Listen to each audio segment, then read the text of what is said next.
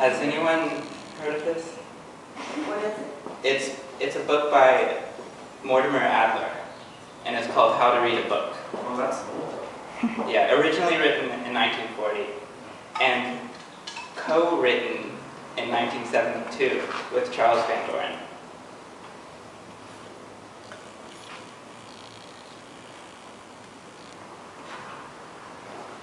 All right.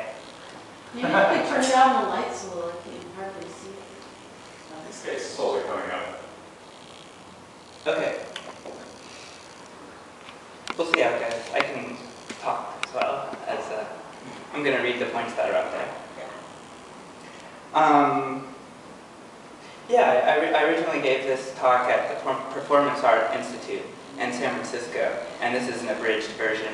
This might be 10 minutes. And my goal is to summarize Mortimer Adler's rules for reading, and then share some of my findings about reading today. Next slide, please. I want to start by sharing 3 of my projects to show how I got here, how I got to talking about reading. Next slide, please. My first talks were about productivity. San Francisco writer and blogger Merlin Mann invented the hipster PDA, that's a stack of index cards bound together with a binder clip. And that functions as part of the Getting Things Done system by David Allen. That was another book I was interested in when I first came to San Francisco. And I was interested in talking about that book directly with an art audience. Next slide, please. Interesting spheres. This talk was my take on a lecture series led by Renee Green at SFAI, the San Francisco Art Institute. And the lecture series was called Spheres of Interest, Experiments in Thinking and Action.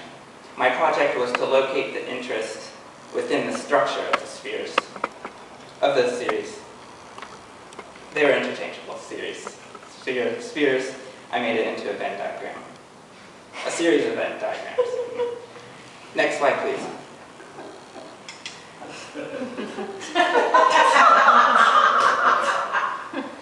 Dan Rome's book, The Back of the Napkin, is about how to quickly draw pictures to communicate and sell ideas.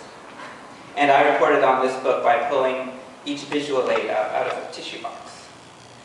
That was my structure for that one. Next slide, please. Reading is very hot in performance art right now. Here are 2 performers from the group La Cocha Nostra. In this piece, they read books simultaneously, did some acrobatics, and then fought each other. One was reading from a pamphlet on the Declaration of Independence and by selections from the Bible, and they were published by the Great Books Foundation. Why do I mention the Great Books Foundation? It is a segue to the real stars of my talk. Next slide, please. Mortimer Adler wrote How to Read a Book in 1940. He was co-founder of the Great Books Foundation. And some of you may have dusty collections of the great books at home. He was also creator of the Syntopicon, an index of the great ideas. Next slide, please. This is Charles Van Doren, son of writer Mark Van Doren. He became a game show celebrity in the 1950s, and he became co-writer of How to Read a Book in 1972. Also, he received a 71% annoying rating on amiannoying.com. Next slide, please.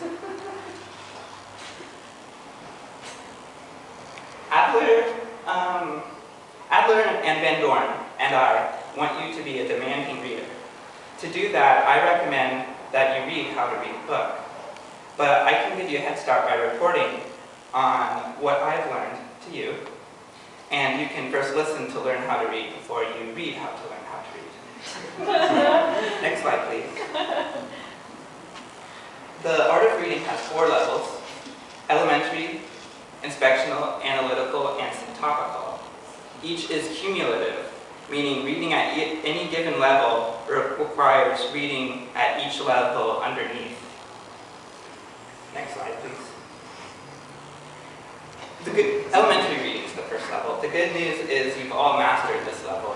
We've all made words from letters, made sentences out of words, and we understand main ideas. It is so fundamental, in fact, that Adler and Van Doren have no rules to teach it, and we can move on to the next level. Next slide, please.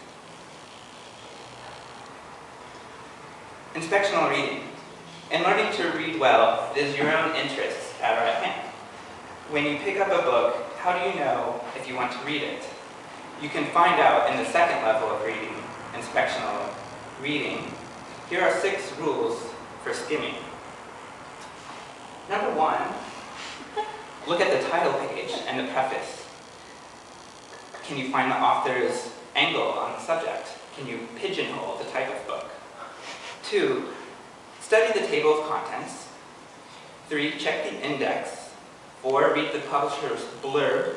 You may think it is sheer puffery, but often you get a summary of the book's main points. 5, now look at the chapters that seem to be pivotal to the book's argument. 6, turn the pages, dipping in here and there, reading a paragraph or 2, sometimes several pages in sequence, never more than that. Next slide. Superficial reading. In tackling a difficult book for the first time, read it through without ever stopping to look up the things that you don't understand. The point is to focus on the main ideas of the book without forgetting the beginning as you read through to the end. I drew a computer with an X over it because the point seems to be to avoid using it, which I'm not sure is possible.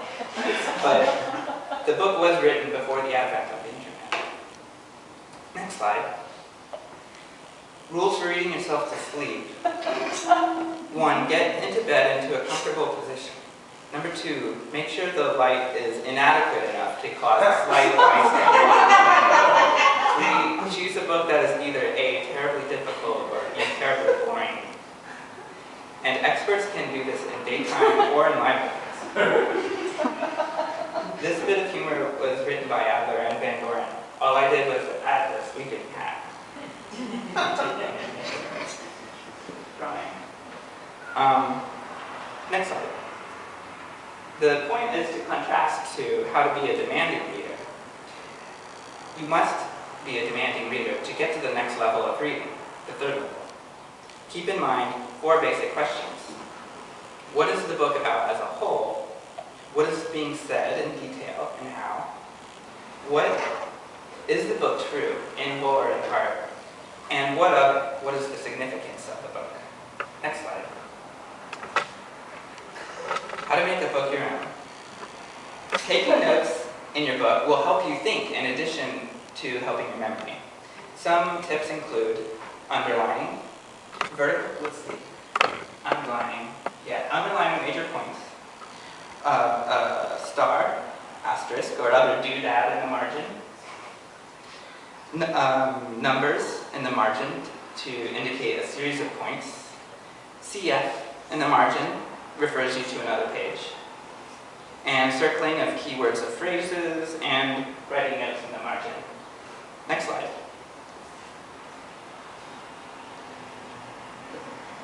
This is level 3, and if I can use the term nitty-gritty, this is the place for it. We are talking about reading for knowledge, as well as increasing your skills in reading. I will not be saying too much about each rule because there are 15 in all. But let's start with number 1. Classify the book according to kind and subject matter. To do this, imagine the universe of books. You can divide it into fiction and nonfiction, expository books.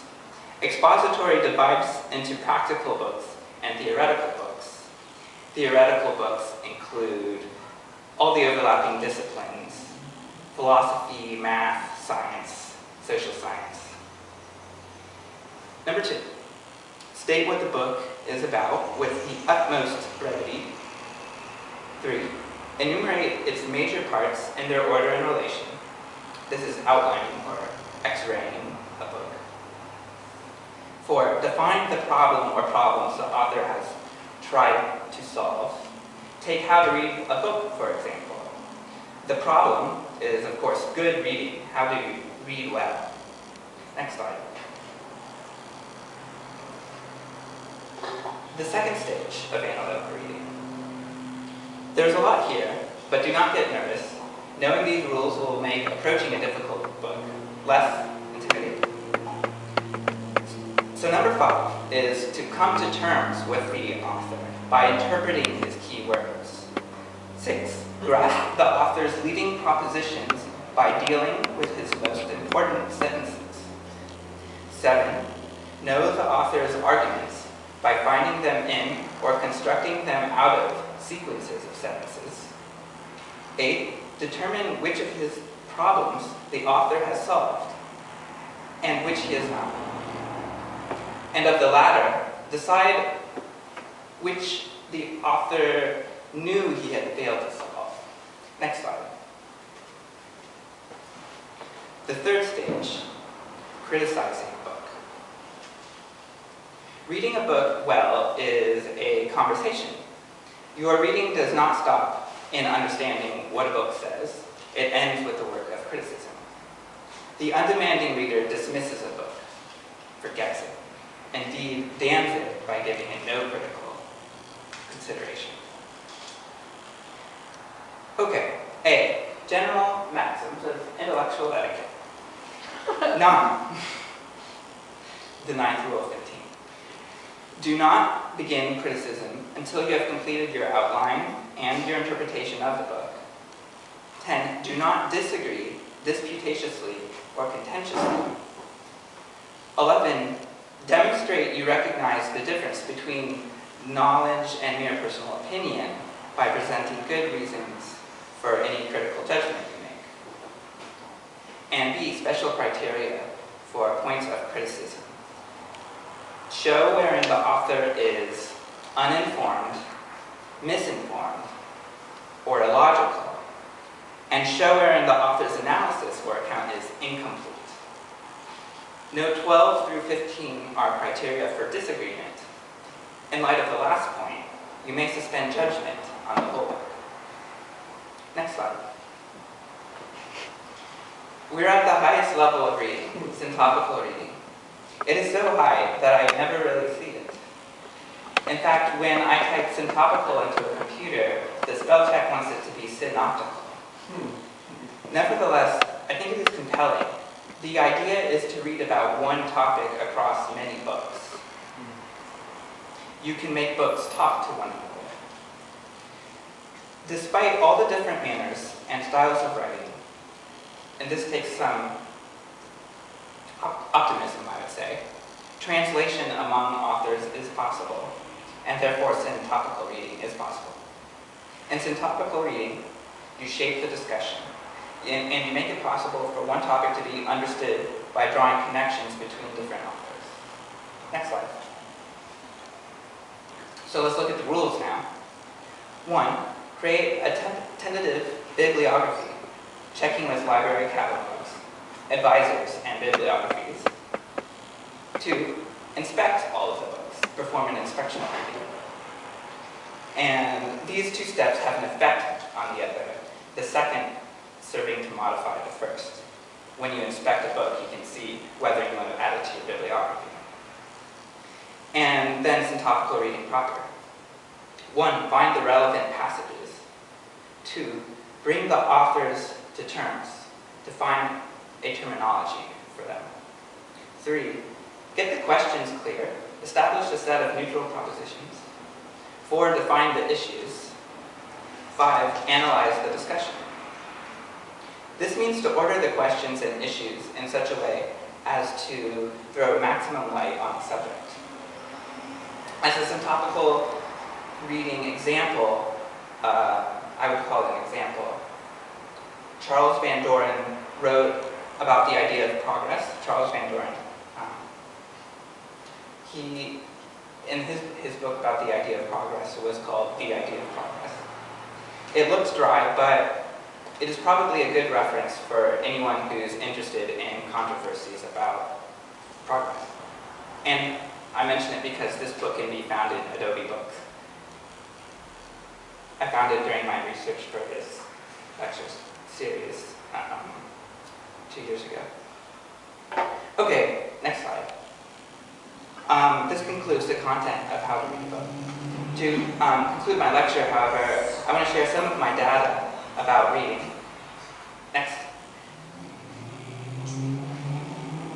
I found my own set of data using Facebook. My first question was, can you recommend a great book? And I looked up titles. I found, these were my responses, and I looked at the titles that I got in response. I found that a majority were novels. A couple were poetry, and one response each belonged to humor, philosophy, and practical books. And one response was, yes. Next slide. Later I asked, how many books do you own? And let's see. How many books do you own? A couple of the responses were in the 0 to 100 range. The most responses came from those who owned more than 100 books. Maybe they were most willing to respond though. And finally, a surprising number responded with a question about what counts. Do Xeroxes count? Does manga count? Do ebooks count? Next slide. I lost my card on how to explain this one. But the question was, what kind of book are you most interested in reading right now? And let's see, I found some responses. On the left side of this graph is the number of people, so basically one each of the number of people interested. And up and down this level of interest. So economics was rather low. Someone was slightly interested in economics. There were a great number interested in fiction, and they were interested in it, so I put it high on the chart. And some responded with negative interest, anything with a hint of sophistication. I was just quoting him, I didn't have a category for that type of book. And next slide, please.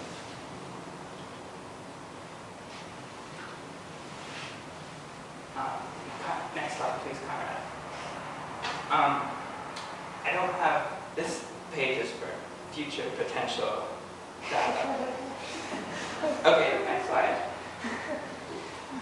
After my first lecture series, I left out the easel pad in the gallery, and someone actually scribbled on it, because I had left markers out too.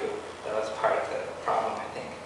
But he or she wrote the beginning, which I think is true. Mortimer Adler writes about the pyramid of books, and he says while 99% of all books are not worth reading for knowledge, 1% are. They will increase your skill in reading, and many of that 1% will lift your mind with each rereading. In summary, the great books are waiting to be read and reread, and it's up to us to make them talk to each other. Yay!